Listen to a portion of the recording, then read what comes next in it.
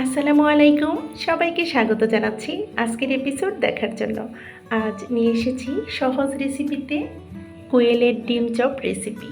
কিভাবে অল্প উপকরণে চটজলদি এই সুস্বাদু ডিম চপ রেসিপিটি ঘরোয়া পদ্ধতিতে তৈরি করা যায় সেটাই আপনাদের সঙ্গে শেয়ার করতে যাচ্ছি। আশা করি বরাবরের মতো আজকের রেসিপিটি আপনাদের ভালো লাগবে। যদি ভালো লাগে তাহলে অবশ্যই লাইক, কমেন্ট, শেয়ার করতে ভুলবেন না। আর নতুন বন্ধুরা চ্যানেলটাকে সাবস্ক্রাইব করার বিশেষ অনুরোধ রইল। তো দেখতে পাচ্ছেন সবার প্রথম আমি আলু সেদ্ধ বসিয়ে দিয়েছি। আর এই যে কোয়েল পাখির ডিমগুলো দেখতে কত কিউট, ভীষণ ভালো লাগে। অনেকেই চেনেন না, অজানা আছেন, তাদের উদ্দেশ্যে কিন্তু দেখিয়ে দিচ্ছি। কয়েকটা ডিম কিন্তু ফেটে গেছে, সেগুলো আমি নামিয়ে নিচ্ছি, সরিয়ে রাখছি। আর কোয়েল পাখির ডিমগুলো আমরা তখনই সেদ্ধ করব, আলুগুলো সেদ্ধ হয়ে যাবার পর শেষের দিকে দিয়ে দেব।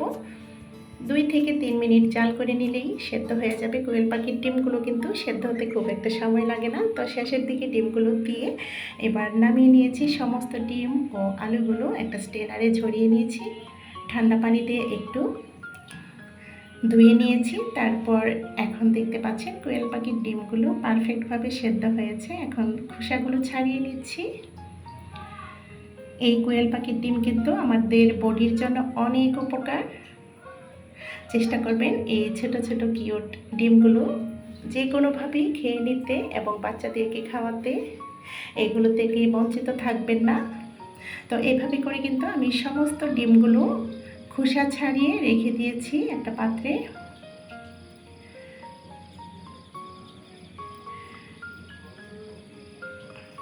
আর অফ ক্যামেরায় আলুগুলো সেদ্ধ করে নেওয়া হয়েছিল, যে সেগুলোর খোসা ছাড়িয়ে নিয়েছি, একটা বলে রেখে দিয়েছি। আর শুকনো মরিচের ডাঁটাগুলো ফেলে দিয়ে এখন এখানে শুকনো মরিচগুলো আমরা ভালোভাবে ক্রাশ করে নেব। এখানে স্বাদ মতো লবণ দিয়ে দিয়েছি। আলু দিয়ে একটা ভালোভাবে ভর্তা তৈরি করব। শুকনো মরিচ যখন আমরা ক্রাশ করব তখন কিন্তু একটু লবণের সাহায্য নিতে চেষ্টা করব, তাহলে কিন্তু তাড়াতাড়ি গুঁড়ো হয়ে যায়। এভাবে করে আমি এই সমস্ত আলুগুলো ম্যাশ করে নিয়েছি। আপনারা চাইলে গ্রেটার কিংবা ম্যাশারের সাহায্য করে নিতে পারেন কাজটি। আর আমি কিন্তু কাঁচা পেঁয়াজ ব্যবহার করিনি, এখানে পেঁয়াজ বেরেস্তা দিয়ে ভালোভাবে এই ভর্তাটা তৈরি করে নিয়েছি। আপনারা চাইলে বিভিন্ন মশলা এবং ধনিয়া পাতা কুচিও দিতে পারেন, আমি এত কিছু দিইনি। এরপর একতলা হাতের মুঠো করে নিয়ে নিয়েছি আলু ভর্তা, তার মাঝখানে কোট করে দিচ্ছি ডিমগুলো। ডিমের শেপে একটা মিডিয়াম আকার যে ডিমগুলো হয় হাঁস বা মুরগির, সেই ডিমের আকার হয়েছে, দেখেই বুঝতে পারছেন। আপনাদের সুবিধার্থে আরেকটা করে দেখিয়ে দিচ্ছি। আমি এক হাতে করে নিচ্ছি, আপনারা চাইলে কিন্তু 2 হাতে করে নিতে পারেন। 2 হাতের তালুতে আবারও কিন্তু মিডিলে, কিন্তু এই যে ভর্তাটার মিডিলে রেখে আমরা এরকম ডিমের শেপ করে সমস্তগুলো তৈরি করে নিয়েছি, একটা সাইডে রেখে দিয়েছি। এই পর্যায়ে হাফ কাপ পরিমাণ বেসন নিয়েছি। এখানে হাফ চা চামচ পরিমাণ করে হলুদ গুঁড়ো, জিরা গুঁড়ো, ধনিয়া গুঁড়ো, আদা গুঁড়ো, জিরা গুঁড়ো, লাল মরিচের গুঁড়ো, স্বাদ মতো লবণ দিয়ে ভালোভাবে একটা ব্যাটার তৈরি করে নেব। শুকনো উপকরণগুলো ভালোভাবে মিশিয়ে নিয়েছি। এরপর নর্মাল পানি দিয়ে বেগুনি করার যে ব্যাটারটা হয় সেটার মতো করে নেব। কনসিস্টেন্সিটা দেখেই বুঝতে পারছেন আপনারা। তো এটাও এক সাইডে রেখে দিলাম, হয়ে গেছে। আর আমি এখানে ব্রেডগ্রাম নিয়ে নিই, এখানে নিয়েছি মুড়ি আছে না, মুড়ি গুঁড়ো করে নিয়েছি, মুচমুচে মুড়িগুলো। এরপর যে চপগুলো যে তৈরি করে নিয়েছিলাম সেগুলো ব্যাটারটাতে ডিপ করে নিয়ে তারপর মুড়ির গুঁড়ো দিয়ে কোট করে নিয়েছি। দেখুন, আপনাদের সুবিধার্থে আরেকটা নিয়ে নিলাম। ব্যাটারে ভালোভাবে ডিপ করে নিচ্ছি একটা কাঁটা চামচের সাহায্যে। অবশ্যই একটা কাঁটা চামচ নিতে চেষ্টা করবেন, তা নাহলে কিন্তু এলোমেলো হয়ে যেতে পারে। এরপর মুড়ির গুঁড়োতে কোট করে নিচ্ছি, খুব ভালোভাবে কোট করে নেব একটু চেপে চেপে।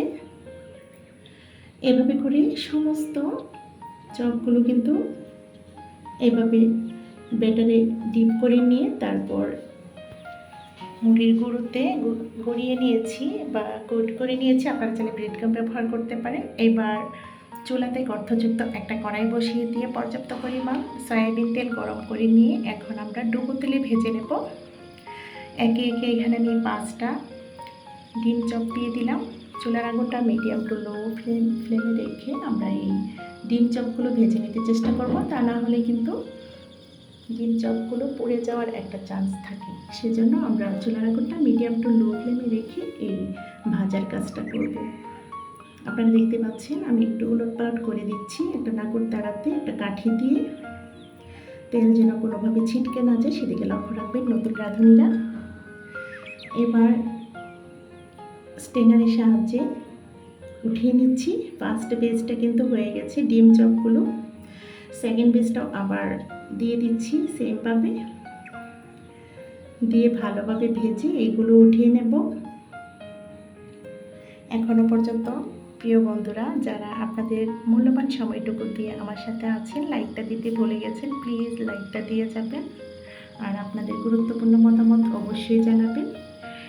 এভাবে করে আমি সমস্ত ডিম চপগুলো ভেজে উঠিয়ে নিয়েছি, আর অবশিষ্ট একটু ব্যাটার ছিল আর যে ভর্তাটুকু ছিল সেইটুকু দিয়ে এখানে আলুর চপ তৈরি করে নিচ্ছি। দেখতে পাচ্ছেন অবশিষ্ট তেলে আবারও এভাবে ডুবো তেলে কিন্তু ভেজে উঠিয়ে নিচ্ছি।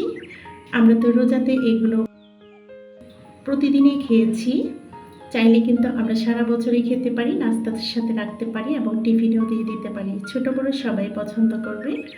আলহামদুলিল্লাহ ডিম চপগুলো হয়ে গেছে, এবার আমি একটা সার্ভিং ডিশে সার্ভ করে দেখিয়ে দিচ্ছি। এবার যার যত মন চায় খেয়ে নিন। আপনারা চাইলে কিন্তু এটা সস দিয়ে পরিবেশন করতে পারেন। আশা করি বরাবরের মতো আজকের রেসিপিটি আপনাদের ভালো লেগেছে।